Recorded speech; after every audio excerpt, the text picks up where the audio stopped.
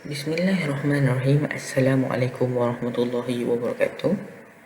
Nama saya Muhammad Imaduddin bin Khairul Azli dan pada hari ini saya akan membentangkan tentang teori kemasyarakatan yang telah dipelopori oleh Ibn Khaldun. Sebelum saya teruskan dengan lebih lanjut, saya akan terangkan serba sedikit tentang latar belakang Ibn Khaldun. Dimulakan dengan nama penuh beliau iaitu Waliuddin Abu Zaid Abdul Rahman bin Muhammad Ibn Khaldun Al-Hadrami Al-Hisbili. Beliau telah dilahirkan pada awal Ramadan 732 Hijrah bersamaan dengan 27 Mei 1332 Masihi di Tunisia. Beliau telah diberikan didikan awal dengan ilmu sejarah, ilmu sosiologi dan ilmu klasik seperti ulum aqliyah.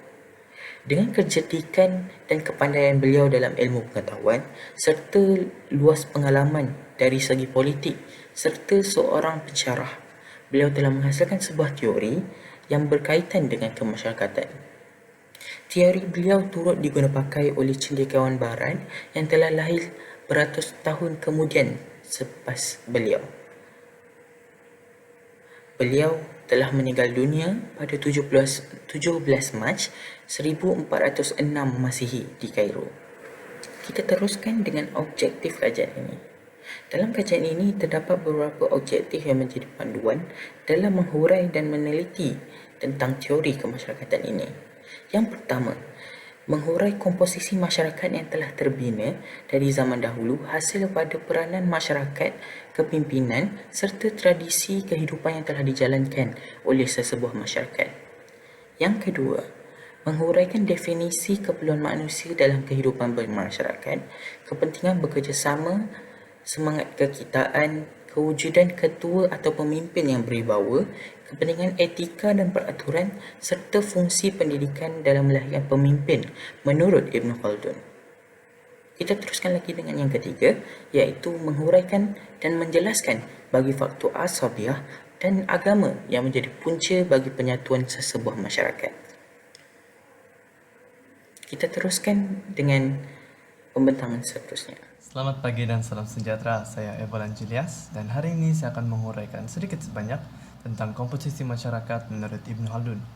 Ibn Khaldun telah terinspirasi daripada suasana kehidupan masyarakat Arab pada ketika itu dan beliau berjaya menyimpulkan bahawa masyarakat adalah suatu entiti yang berubah dari kehidupan yang serba mudah kepada kehidupan yang lebih kompleks. Beliau juga menyatakan bahawa masyarakat terbagi kepada dua, iaitu masyarakat primitif ataupun Al-Umran Al-Badaf dan masyarakat bertamadun iaitu Al-Umran Al-Hadari. Masyarakat primitif hidup bergantung kepada sumber pertanian dan hutan dan mereka mempunyai pendapatan yang sederhana saja, manakala masyarakat bertamadun hidup dilimpahi kemewahan dan pendapatan yang lebih stabil. Seterusnya, persekitaran kehidupan masyarakat. Ibn Khaldun melihat bahawa cara berfikir dan bertindak masyarakat primitif lebih kepada keperluan bersifat segera. Mereka berpuas hati dengan keperluan asas dan kemudahan yang dikecapi kerana mereka sama sekali tidak mengejar kemewahan, walhal mereka lebih bertumpu kepada keterusan hidup. Tabi'i kerja masyarakat primitif yang lebih bertumpu kepada bercocok tanam, menangkap ikan dan memburu telah mengukuhkan perpaduan mereka. Ibn Khaldun berpendapat bahawa masyarakat akan berpadu apabila kehidupan mereka dalam bahaya. Ini sama sekali berkontradiksi dengan kehidupan masyarakat bertamadun. Mereka lebih mementingkan kemewahan dan kekayaan sendiri. Dan menurut Ibn Khaldun, tumpuan berlebihan soal pembangunan akan menghakis nilai-nilai moral dan agama kerana nilai-nilai kebendaan telah mengatasi nilai-nilai moral yang menjadi tunggak kepada perpaduan masyarakat. Subtopik terakhir yang akan saya uraikan daripada komposisi masyarakat ialah kepimpinan dan tradisi kehidupan. Pemimpin ialah orang terpenting dalam sesebuah masyarakat. Beliau wajib mendapatkan kesepakatan dan persetujuan daripada bakal rakyatnya sendiri. Agak mustahil untuk menjalankan suatu pemerintahan sekiranya tiada kesatuan daripada bakal rakyatnya sendiri. Menurut penelitian Ibn Khaldun, beliau mendapat tahu bahawa keberkesanan seseorang pemimpin bergantung kepada cara pemerintahannya.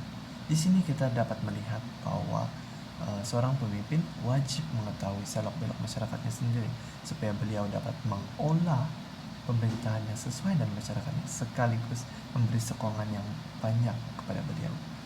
Seterusnya, hal yang paling menarik dalam membincangkan hal ini ialah tingkah laku rakyat sinonim dengan kepribadian pemimpinnya sendiri. Kita dapat melihat di sini bahwa pemimpin bukan saja mengatur kemajuan rakyatnya, tetapi juga mengatur corak pemikiran dan cara hidup mereka. Oleh itu, pemimpin wajib menunjukkan kepribadian yang unggul. Ibnu Khaldun juga menyatakan bahwa kemajuan masyarakat yang dikelilingi dengan kemewahan menjurus mereka kepada bentuk sosial yang lebih bersifat individualism. Ini boleh terjadi kepada masyarakat primitif dan juga masyarakat bertamadun. Itu saja daripada saya. Sekian dan terima kasih. Konsep masyarakat menurut Ibn Khaldun. Yang pertama, keperluan manusia adalah bersosial dan berorganisasi. Menurut Ibn Khaldun, ijtima' insani itu adalah satu kemestian. Ahli-ahli falsafah membenarkan hakikat ini dengan berkata manusia bersifat sosial secara tabi'i. Ini bermaksud manusia tidak boleh hidup tanpa organisasi sosial. Sebagai contoh yang paling asas bagi kenyataan Ibn Khaldun itu adalah kejadian manusia yang memerlukan sumber makanan dalam kehidupan seharian telah mewujudkan keperluan manusia ke atas manusia yang lain. Diandaikan seseorang itu mempunyai sedikit gandum sebagai makanan hariannya, dia masih perlu melalui proses menggiling, menguli dan membakar agar gandum tersebut dapat dimakan. Maka ketiga-tiga proses itu memerlukan kepakaran seorang tukang besi, tukang kayu dan tukang bakar. Konsep masyarakat menurut Ibn Khaldun. Kedua, keperluan manusia untuk saling bekerjasama. Ibn Khaldun telah mengemukakan teori at-ta'awun iaitu konsep pergantungan antara satu anggota masyarakat dengan yang lain bagi mengubah masyarakat Badawi ke Hadori. Beliau menegaskan konsep ta'awun atau kerjasama antara satu sama lain akan menjadikan kehendak dan keperluan manusia dipenuhi dengan sebaiknya. Sebagaimana ditegaskan dalam sabda Rasulullah SAW, al-mu'minu lil-mu'mini kal-bunyanu yashuddu ba'duhu ba'dan. Maksudnya, orang mukmin dengan orang mukmin yang lain diibaratkan seperti sebuah bangunan, sebahagian menguatkan sebahagian yang lain. Dan hadis riwayat Muslim. Manakala dari petikan firman Allah SWT yang bermaksud, dan tolong-menolonglah kamu dalam mengerjakan kebajikan dan takwa, dan janganlah tolong-menolong dalam berbuat dosa dan permusuhan. Surah Al-Ma'idah ayat 2. Terdapat dua jenis ta'awun yang dijelaskan dalam teks ayat di atas iaitu pertama, saling membantu dalam kebaikan dan takwa yang mana sangat dianjurkan, manakala yang kedua, saling membantu dalam perbuatan dosa dan permusuhan yang mana dilarang sama sekali. Pada teks ayat disebutkan kata perintah ta'awanu tanpa menyebutkan siapa pelakunya yang membantu dan siapa yang harus dibantu atau perkara yang akan dibantu. Hal ini menandakan bahawa seorang yang benar haruslah memiliki jiwa untuk saling tolong-menolong dan memberi bantuan dengan sungguh-sungguh, tanpa mempersoalkan siapa yang menolong dan siapa yang ditolong, tanpa melihat gelaran yang melekat pada diri seseorang, baik jawatan, harta ataupun status seseorang. Konsep masyarakat menurut Ibn Khaldun. Yang ketiga, kewujudan tujuan yang jelas dan semangat kekitaan dalam kalangan ahli masyarakat. Ibn Khaldun juga menjelaskan kepentingan kebersamaan agar matlamat yang dikongsi bersama ahli-ahli sesebuah masyarakat akan membawa masyarakat tersebut lebih bersatu. Apa yang jelas ialah perasaan bersama dalam kelompok akan menjadikan seseorang bersemangat, berupaya, bermotivasi secara luaran atau dalaman bagi mencapai sesuatu matlamat yang mana tidak akan tercapai jika dilakukan secara individu. Malah jangka hayat sesuatu pemerintahan, ketamadunan dan keagungan sesebuah kota bergantung kepada semangat kekitaan, sebagaimana yang Ibn Khaldun perhatikan sendiri berlaku di Tunisia, Maroko, Sepanyol dan Mesir. Hal ini sepatutnya menjadi fokus pihak pemerintah mewujudkan semangat kekitaan kerana ketidaksatuan akan menimbulkan pelbagai persepsi yang bertentangan lantas memecah belah perasaan bersatu padu antara masyarakat. Berteraskan ajaran Islam yang disyorkan Ibn Khaldun, Tugas pemimpin negara perlu menentukan hala tuju masyarakat agar mereka mempunyai gambaran jelas terhadap hala tuju dan kepentingan mereka bersama. Ini dikaitkan dengan istilah asabiah yang dilihat daripada dua sudut pandangan Ibn Khaldun. Pengertian pertama bermakna positif dengan merujuk pada konsep persaudaraan.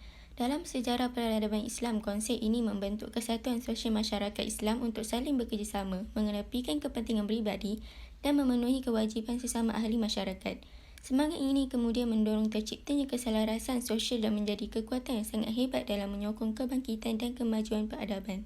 Manakala pengertian asabiah yang lain membawa maksud negatif iaitu menimbulkan ketaksuban dan fanatisme membuta tuli yang tidak disasarkan pada aspek kebenaran yang mana harus dihapuskan segera. Konsep masyarakat menurut Ibn Khaldun yang keempat adalah ketua yang baik dan berwibawa. Menurut Ibn Khaldun, manusia adalah madaniyun bitabi'i, iaitu manusia ini tidak boleh hidup bersendirian, maka manusia ini memerlukan bantuan serta sokongan daripada manusia lain. Seterusnya, Syekh Umar mengatakan bahawa masyarakat memerlukan seorang pemimpin yang mampu mengawal dan mengelakkan pengaruh yang boleh merosakkan sesebuah masyarakat tersebut. Pemimpin yang juga dimaksudkan ketua ini memainkan peranan yang penting dalam mengubah masyarakat ke arah kebaikan.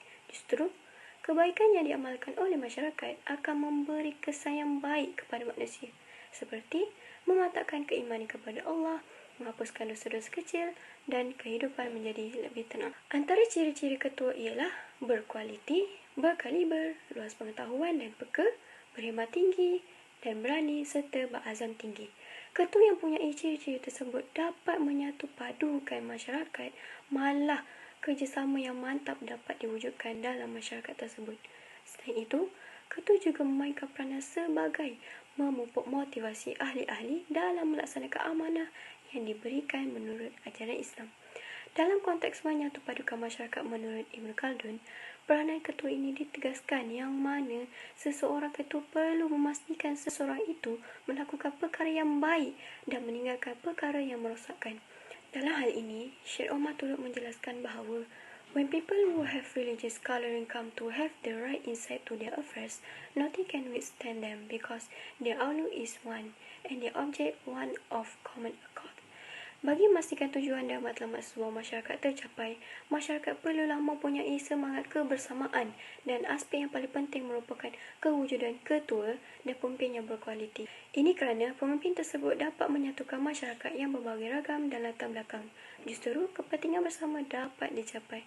Akhir sekali, untuk melahirkan masyarakat Islam yang bersatu dan progresif, masyarakat memerlukan seorang pemimpin yang beragama, yang mampu membawa masyarakat ke arah berteraskan wahyu Allah Subhanahu wa Ta'ala. Yang kelima ialah kepatuhan etika dan peraturan. Etika dikenali sebagai falsafah moral, iaitu satu cabang falsafah yang merujuk kepada tingkah laku moral manusia dan bagaimana untuk bertindak dalam keadaan tertentu. Etika berasal dari perkataan Yunani iaitu ethos, yang bermaksud watak. Kehidupan yang beretika dapat memastikan manusia melaksanakan kewajipan hidup yang memberi faedah kepada diri sendiri dan juga masyarakat. Etika dan peraturan adalah penting menjamin keadilan, kepatuhan dan keharmonian dalam sebuah masyarakat. Maka, pemimpin perlu memandu masyarakat mengenai tata cara etika dan akhlak bagi mengamalkan perkara benar dan menjauhi perkara yang salah. Syekh Umar menyatakan bahawa tata cara akhlak dapat menyatukan pemikiran masyarakat Islam kepada pembentukan ummah yang kukuh.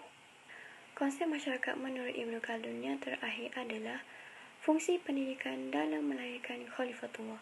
Elemen terpenting dalam pemikiran Ibn Khaldun adalah peranan pendidikan dalam pembentukan masyarakat. Pendidikan menjadi mekanisme utama diasaskan kepada konsep tauhid untuk menjadikan teras kehidupan setiap orang Islam yang tidak memisahkan antara agama dan kehidupan seharian sebagai Khalifatullah. Aspek penting dalam pendidikan dihuraikan dengan panjang lebar oleh Ibn Khaldun adalah kerana pendidikan merupakan asas yang paling utama dalam pembentukan masyarakat yang progresif.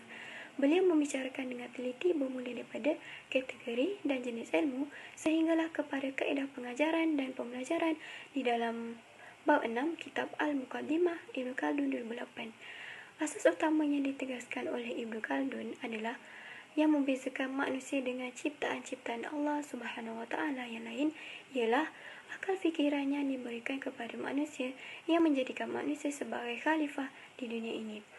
Aspek kerohanian merupakan asas pendidikan di mana manusia yang dididik akan patuh dan taat kepada hukum-hukum yang disyariatkan Allah Subhanahu Wa Taala dan akan melahirkan manusia dan ummah yang bertanggungjawab sebagai khalifatullah. Melihat kepada cabaran globalisasi masa kini, umat Islam berpusu-pusu berdaya saing sesama masyarakat, maka pemikiran Ibnu Khaldun boleh dijadikan sebagai salah satu sandaran utama dalam membangun umat Islam. Konteks pendidikan dunia hari ini, Syed Ali Ashraf telah memberikan pandangan selaras dengan Ibnu Khaldun bahawa education is therefore defined as the process through which balanced growth of the total personality of human being is achieved. According to Islam, the end to be aimed at is the attainment of the status of a true representative of God on the earth. Seterusnya, konsep yang diutarakan oleh Syed Ali Ashraf iaitu faith and knowledge must go hand in hand perlu difahami oleh seluruh masyarakat. Akhirnya, kefahaman terhadap konsep ilmu yang menyeluruh berteraskan akidah tauhid dimulakan dengan proses perubahan dan pembaharuan pendidikan Islam. Dalam konteks perkembangan masyarakat, Ibnu Khaldun telah mengemukakan beberapa faktor penting seperti asabiah dan agama yang mempengaruhi penyatuan dan kerjasama dalam kalangan manusia. Faktor yang pertama ialah faktor asabiah. Berdasarkan pandangan masyarakat masa kini, semangat asabiah atau lebih dikenali sebagai semangat kekitaan seringkali dipandang negatif dan disalahertikan sebagai semangat kesukuan yang melampau. Semangat asabiah juga seringkali dianggap sebagai menindas kaum lain atau mencabul hak mereka. Hakikatnya, menurut pandangan pemikir terunggul Islam, Ibnu Khaldun, semangat asabiah adalah lebih kepada social solidarity ataupun spirit de corps. Semangat asabiah ialah bertujuan untuk memupuk perpaduan, kesefahaman dan semangat sepasukan dalam sesebuah kumpulan. Ibnu Khaldun mengemukakan bahawa semangat asabiah ialah perasaan saling sayang menyayangi sesama ahli di mana dapat mendorong kepada sifat taat setia, saling bekerjasama dalam meringankan beban masing-masing, patuh kepada norma masyarakat dan pemimpin, bersederhana dalam kehidupan, sentiasa bersedia untuk berkorban demi rakyat dan mempertahankan maruah negara. Semangat asabiah juga berupaya untuk menghapuskan sifat individualistik ataupun sifat mementingkan diri sendiri. Oleh itu, kekuatan semangat kekitaan menjadi teras perbincangan Ibnu Khaldun terhadap jatuh bangunnya sesebuah tamadun yang berlaku secara kitaran. Menurut Ibnu Khaldun, dalam budaya kehidupan masyarakat terdapat 3 bentuk ikatan yang membentuk hubungan sesama manusia, iaitu darah, silaturahim, ikatan hif dan ketaatan wala'. Walau bagaimanapun, Ibnu Khaldun lebih menekankan hubungan darah berbanding ikatan dan ketaatan. Hal ini kerana hubungan darah adalah jauh lebih kukuh berbanding ikatan dan ketaatan. Hubungan selain hubungan darah hanyalah dikaitkan atas dasar hak perlindungan, budaya dan perkahwinan campur. Sejak zaman dahulu sehinggalah kini, masyarakat lebih cenderung untuk berada dalam kelompok yang mempunyai pertalian darah yang sama. Hal ini kerana hubungan perpaduan sesama mereka adalah jauh lebih kuat. Kaum primitif Badui telah berjaya membuktikan bahawa kelompok yang mempunyai hubungan saudara adalah berupaya untuk tahan lebih lama. Ibnu Khaldun menegaskan bahawa semangat asabiah mampu menstabilkan status kehidupan masyarakat. Semangat asabiah mampu melenyapkan keturunan seseorang sehinggalah seluruh ahli dalam kumpulan tersebut mempunyai identiti yang sama. Ini menunjukkan bahawa asabiah mampu mengukuhkan kekuatan sesuatu kumpulan. Jelaslah bahawa semangat asabiah adalah bertujuan untuk menerapkan persefahaman dalam kalangan ahli justru dapat menstabilkan taraf kedudukan mereka. Semangat asabiah mampu mewujudkan semangat sepasukan yang kuat dari segenap lapisan masyarakat setempat. Asabiah bersifat semula jadi dan kekal dalam diri manusia, tetapi bergantung kepada sejauh mana dan bagaimana semangat tersebut dipraktikkan dalam kalangan masyarakat. Faktor yang seterusnya ialah faktor agama. Faktor agama mampu memberikan impak yang lebih besar dalam menyatukan masyarakat berbanding faktor asabiah dan faktor-faktor yang lain seperti keturunan, warna kulit dan suasana setempat. Agama mampu menyatukan masyarakat dari berbagai latar belakang, ras, etnik dan budaya. Menurut Ibnu Khaldun, agama mampu menghapuskan perasaan iri hati dan benci-membenci dalam kalangan masyarakat. Agama adalah lebih kepada pendamaian, penyatuan dan kekuasaan integrasi. Ini kerana agama mempunyai elemen yang mampu meredakan pelbagai bentuk konflik, justru membawa manusia ke arah kebenaran. Semangat asabiah sahaja tidak menjamin dapat melenyapkan perasaan negatif dalam kalangan masyarakat. Malah, asabiah seringkali dipraktikkan dengan elemen-elemen negatif seperti hasad dengki dan buruk sangka. Walau bagaimanapun, sekiranya faktor asabiah dan faktor agama digabungkan, umat masyarakat yang bersatu padu akan lebih mudah dibentuk. Agama dan tamadun adalah perkara yang sinonim. Sesebuah tamadun yang mempunyai masyarakat yang harmoni tidak akan mudah dibentuk sekiranya tiada agama. Ini kerana agama mampu memberikan lonjakan paradigma yang kuat terhadap tamadun yang sedang membangun selain mempunyai elemen yang mampu menggerakkan tamadun cemerlang dalam kehidupan. Sebagai contohnya, jika kita lihat kesan kedatangan Islam terhadap masyarakat Arab zaman jahiliah, dahulunya mereka sering kali bergaduh dan berbalas sesama sendiri. Malah mereka juga turut mengamalkan semangat asabiah yang melampau dan terlalu fanatik terhadap ketua kabilah masing-masing iaitu Syekh. Setiap kumpulan kabilah juga bersikap prejudis terhadap kumpulan kabilah yang lain. Namun begitu, setelah kedatangan Islam, masyarakat ummah Islamiah yang bersatu padu berjaya dibentuk tanpa mengira latar belakang, suku dan kaum. Hubungan persaudaraan antara mereka juga jauh lebih kuat berbanding sebelumnya, manakala pergaduhan, perbalahan dan peperangan tidak lagi berlaku. Imal Durkheim, seorang ahli sosiologi barat, juga mengemukakan bahawa keagamaan sebagai satu unsur perpaduan. Ahli sosiologi barat ini juga menegaskan bahawa agama mampu memupuk semangat kekitaan, semangat bersatu padu dan persefahaman dalam kalangan masyarakat.